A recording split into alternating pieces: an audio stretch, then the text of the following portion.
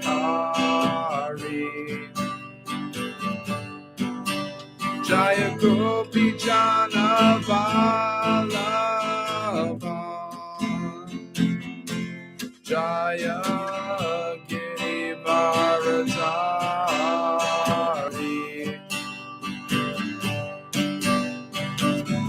Yashoda Nandana Rajana Ranjana Yamuna Tira Manachari. Jaya Radha Madhava. Jaya Kunja Vihari. Hare Krishna, Hare Krishna, Krishna Krishna, Hare Hare, Hare Rama, Hare Rama, Rama Rama, Hare Hare, Hare Krishna, Hare Krishna, Krishna Krishna, Hare Hare, Hare Rama, Hare Rama, Rama Rama, Hare Hare.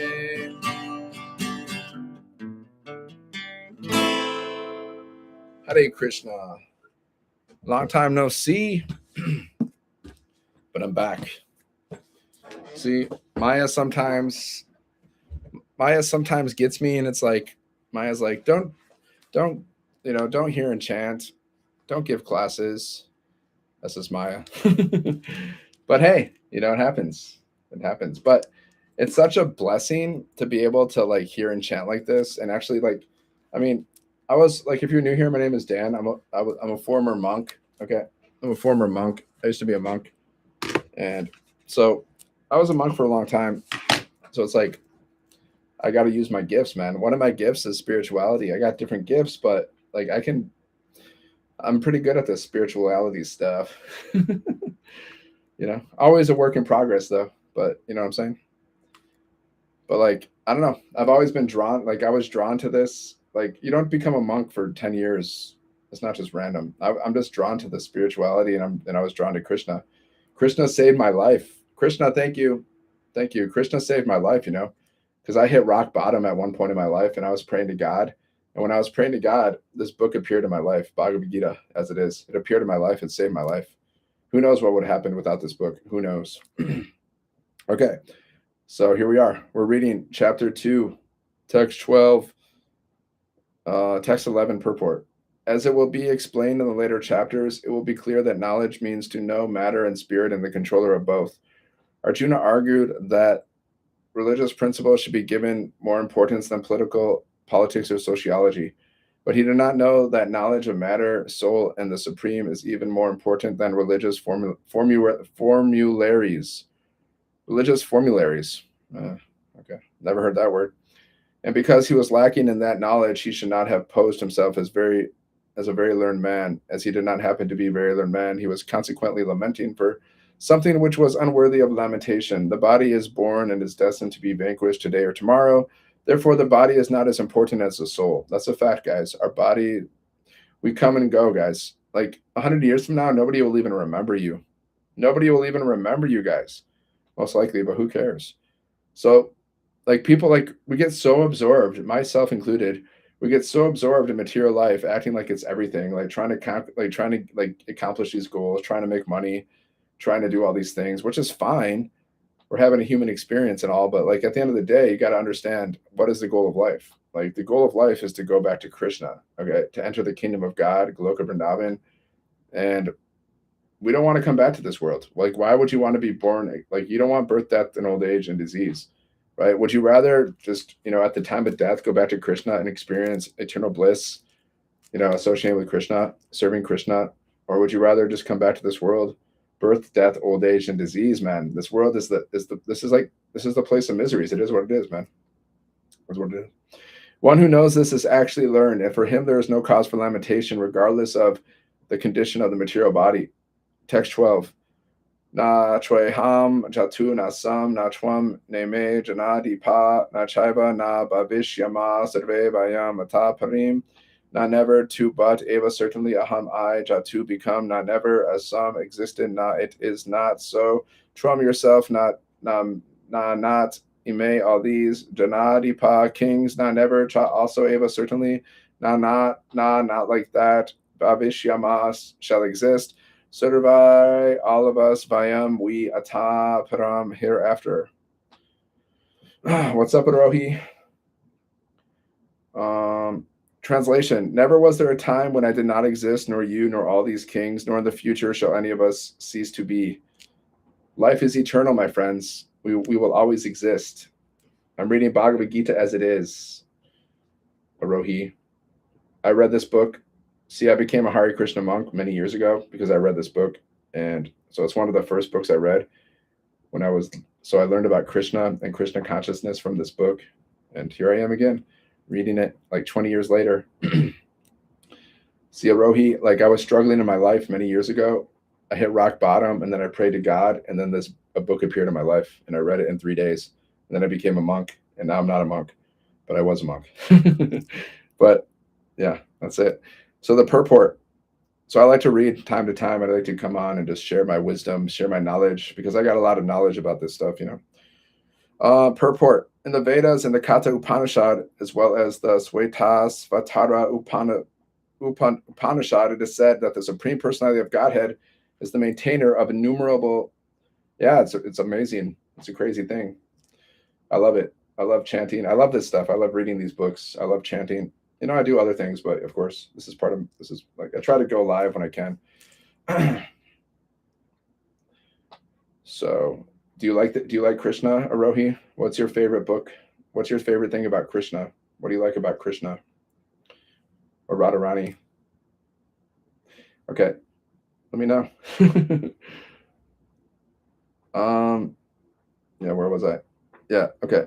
So the Supreme Personality of Godhead is the maintainer of innumerable living entities. Krishna is the maintainer.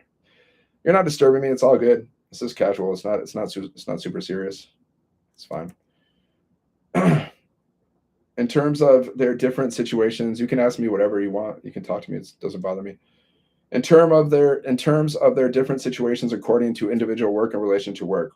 So God, Krishna maintains all of us. I love Krishna. Awesome. I love Krishna too. Krishna is the source of all, the source of everything, right? We all come from a source. So you call it God, you call it the universe. We say it's Krishna. So we have specific details of the source, right? So Krishna, he maintains all of us. Okay, he maintains all of us. We all we're all connected. We're all connected to the source. Okay, which is crazy. It's crazy when you think about it. But we all everybody comes from Krishna. Everything comes from Krishna. So the Supreme Personality of Godhead is also, by his plenary portions, alive in the heart of every living entity. Only saintly persons who can see within and without the same Supreme Lord can actually attain to perfect and eternal peace. That's what we want. We want peace, right, Arohi?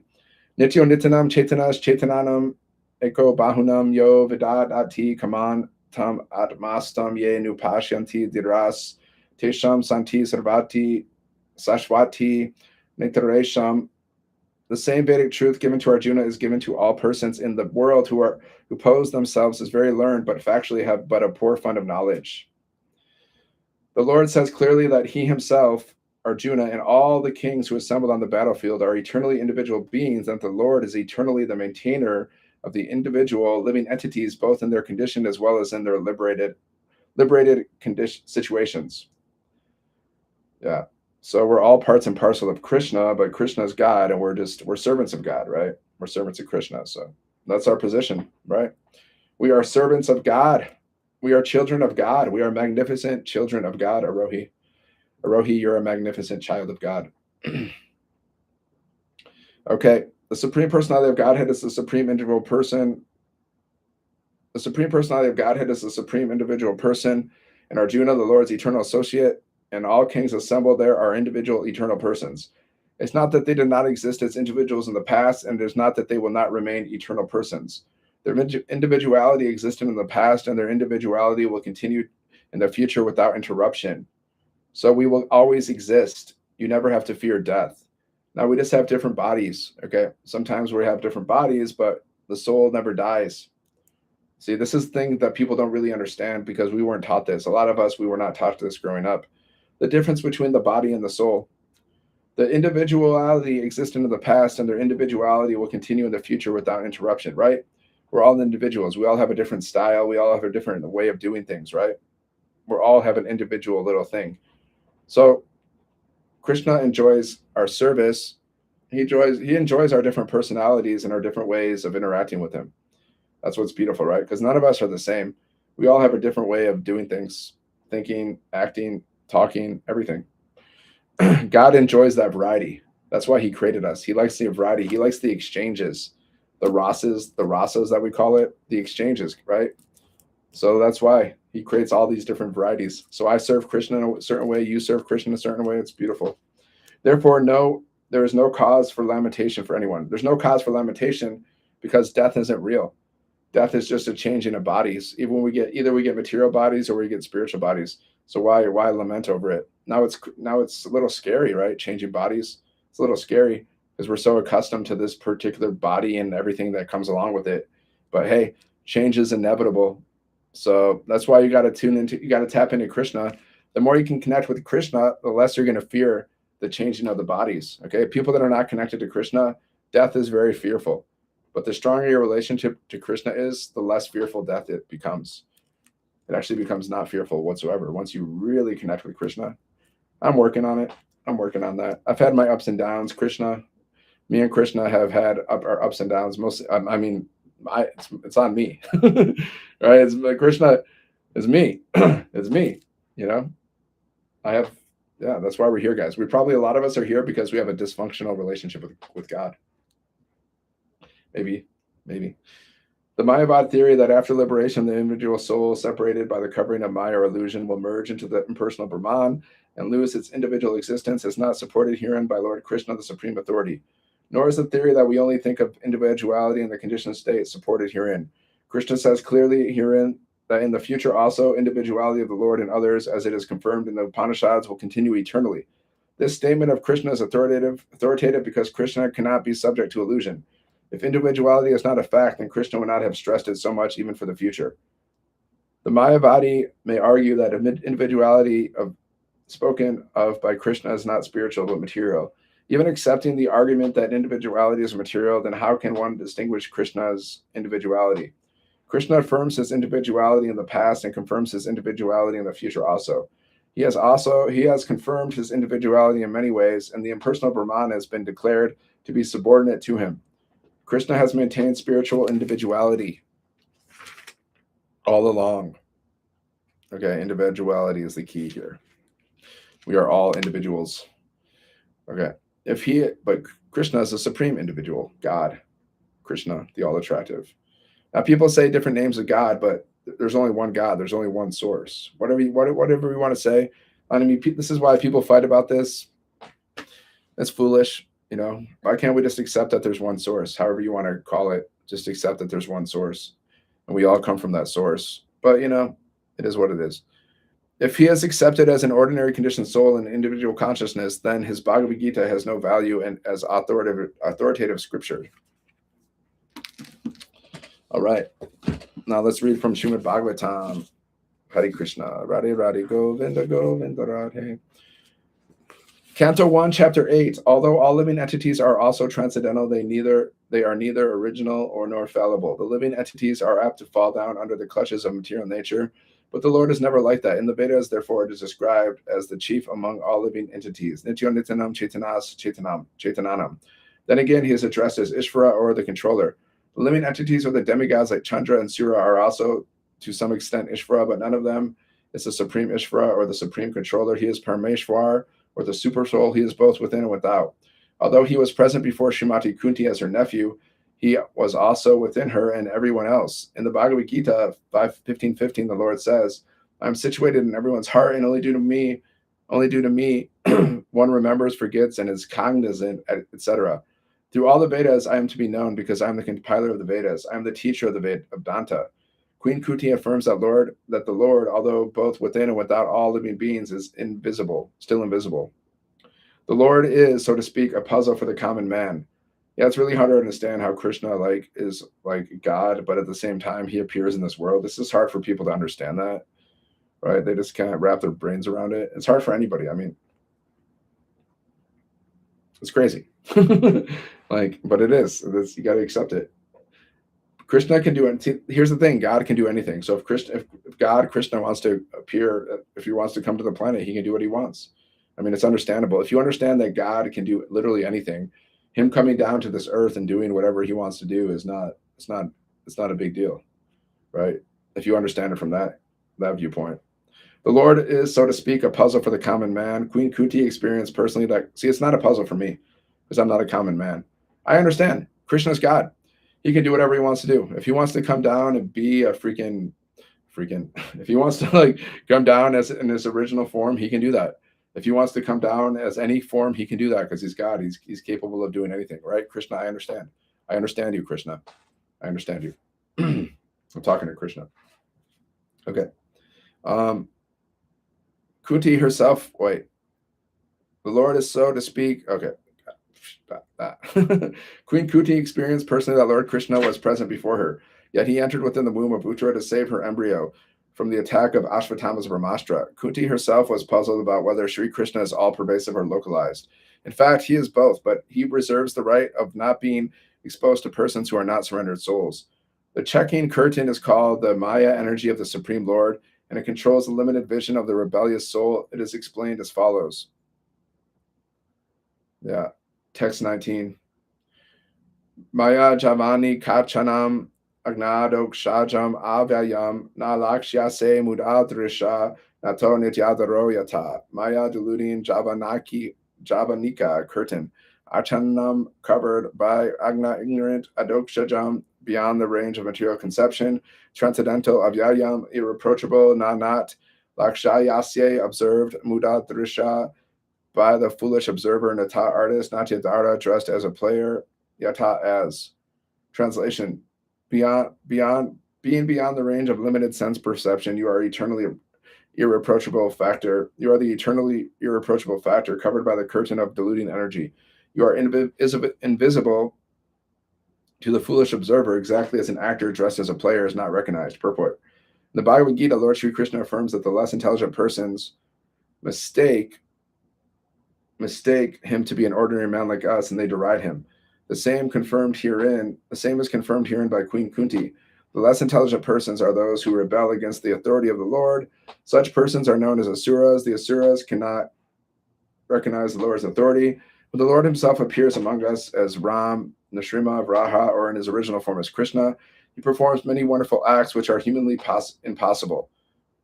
As we shall find in the 10th canto of this great literature, Lord Sri Krishna exhibited his humanly impossible activities even from the days of his lying on the lap of his mother. He killed the Putana witch, although she smeared her breast with poison just to kill the Lord. Yeah, Krishna did all these uncommon things that no personality in the history of the world has ever done.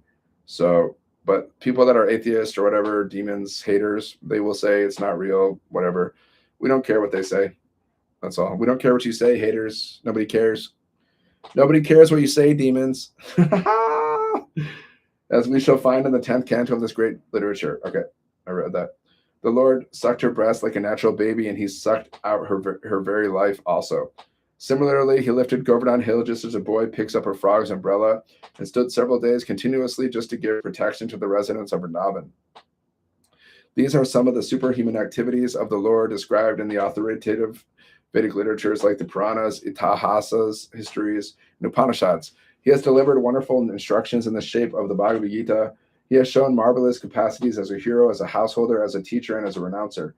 He is accepted as the Supreme Personality of Godhead by such authoritative personalities as Vyas, Devala, Asita, Narada, Madhva, Sankara, Ramanuja, Sri Chaitanya Mahaprabhu, Jiva Goswami, Vishwanath Chakrabarti, Bhakti Siddhanta Saraswati, and all other authorities of the line. He himself has declared as much in many places of the authentic literatures, and yet there's a class of men with demoniac mentality who are always reluctant to accept the Lord as the supreme absolute truth. Demoniacs, mentality, demons. Thus, this is partially due to their poor fund of knowledge and partially due to their stubborn obstinacy. Yeah, sometimes demons, they just want to fight God. That's what they do. Or they're just poor fund of knowledge. They're just not very bright. Which results from various misdeeds in the past and present. Such persons could not recognize Lord Sri Krishna even when he was present before them. See, some people couldn't even recognize God when he was here as God. So another difficulty is that those who depend more on their imperfect senses cannot realize him as the Supreme Lord. There you go. Such persons are like modern scientists. Ooh. They want to know everything by their experimental knowledge, but it is not possible to know the Supreme Person by imperfect experimental knowledge. The scientists are catching strays. He is described herein as a dokshaj, or beyond the range of experimental knowledge. All our senses are imperfect. We have imperfect senses, guys. You can't see in the dark. You can't see across the world. You can't hear everything. You got limited senses. We claim to observe everything and anything, but we must admit that we can observe things under certain material conditions only, which are also beyond our control. Yeah, everything's beyond our control, guys. Can you make the sunrise? Can you make the sunset? No, you can't. That's what I thought. The Lord is beyond the observation of sense perception. Queen Kunti accepts the deficiency of the conditioned soul, especially of the woman class who are less intelligent. Oh, the woman class is just catching strays. Don't take it personally, guys. Don't take it personally. Just don't take it personally. Okay. Some people take that personally, but hey, prove it wrong. Prove it wrong. Even if the woman class are apparently less intelligent, of course, everyone's going to debate that. Whatever. Doesn't matter. Just surrender to Krishna or don't. It's your choice, your life, free will. Okay. The salvation of Trinavarta, chapter 7, the salvation of Trinavarta. The Supreme Personality of Godhead, Krishna, is always full with 6 opulences, namely complete wealth, complete strength, complete fame, complete knowledge, complete beauty, and complete renunciation. The Lord appears in different complete eternal forms of incarnation. The conditioned soul has immense opportunity to hear about the transcendental activities of the Lord in these different incarnations. The Bhagavad-Gita has said, Janma karma chame devyam. The pastimes and activities of the Lord are not material. They are beyond the material conception. And the conditioned soul can benefit by hearing such uncommon activities. Hearing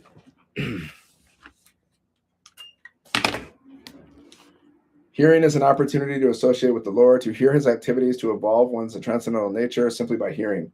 The conditioned soul has natural aptitude to hear something about other conditioned souls in the form of fiction, drama, and novel. The inclination to hear something about others may be utilized in hearing the pastimes of the Lord. Then one can immediately evolve his transcendental nature. You just got to hear about Krishna. You just got to take a break from, watching all this mundane stuff, here I am reading about Krishna. I don't have to read about Krishna right now, but I'm taking a break from my Maya life to read about Krishna. And I'm not consistent with it. That's my fault. But I'm going to do my best to be more consistent because it's dumb not to, guys. Honestly, it's dumb not to spend a little bit of time every single day hearing and chanting about Krishna. It's not smart. What's up? Hare Krishna. The inclination to hear something about others may be utilized in hearing pastimes of the Lord. Yeah, we hear all these pastimes about like people in the material world. We talk about actors and artists and all these people, biographies, but like we can't spend some time talking about Krishna. We can't read about Krishna, God, who's the most wonderful personality in the universe, the creator of the universe. We can't spend a little bit of time hearing about Krishna. Okay, so Krishna's pastimes are not only beautiful, they are also very pleasing to the mind. And if someone takes advantage of hearing the pastimes of the Lord, the material contamination of dust accumulated in the heart due to long association with material nature can be immediately cleansed, guys. Lord Chaitanya also instructed that simply by hearing the transcendental name of Lord Krishna, one can cleanse the heart of all material contamination. There are different processes for self-realization, but this process of devotional service, of which hearing is the most important function, guys. Most important. When adopted by any conditioned soul, would automatically cleanse him of all of the material contamination and enable him to realize his real constitutional position as a servant of God, servant of Krishna. Conditional life is due to this contamination only, and as soon as it is cleared off, then naturally the dormant function of the living entity rendering service to the Lord awakens. By developing his eternal relationship with the Supreme Lord, one becomes eligible to create friendship with the devotees. Maharaj Parikshit recommended from practical experience that everyone try to hear about the transcendental pastimes of the Lord. This Krishna treatise is meant for that purpose, and the reader may take advantage of it to attain the ultimate goal of human life. The Lord, out of his causeless mercy, descends into this material world and displays his activities just like an ordinary man. Unfortunately, the impersonalists or the atheistic class of men consider Krishna to be an ordinary man like themselves, and so they deride him. This is condemned in the Bhagavad-Gita by the Lord himself when he says, Abhajananti mam mudha. The mudhas or rascals take Krishna to be an ordinary man or a slightly more powerful man. Out of their great misfortune, they cannot accept him as the Supreme Personality of Godhead. That's their misfortune. Some people will say Krishna is not God. Okay, doesn't change the fact that he is. Sometimes such unfortunate persons misrepresent themselves as incarnations of Krishna without referring to the authorized scriptures. Yeah, some people are like, I'm Krishna, I'm God. No, you're not. When Krishna grew up a little more, he began to turn himself backside up. He did not merely lie down on his back. And another function was observed by Yashoda and Nanda Maharaj. Krishna's first birthday, backside up. They arranged for Krishna's birthday ceremony, which is still observed by the followers of the Vedic principles. Krishna's birthday ceremony is observed in India by all Hindus, irrespective of different sectarian views. All the cowherd men and women were invited to participate in the jubilant celebration. It's called Janmashtami. A nice band played, and the assembled people enjoyed it. All the learned brahmanas were invited, and they chanted Vedic hymns for the good fortune of Krishna. During the chanting of the Vedic hymns and playing of the bands, Krishna was bathed by Mother Yashoda.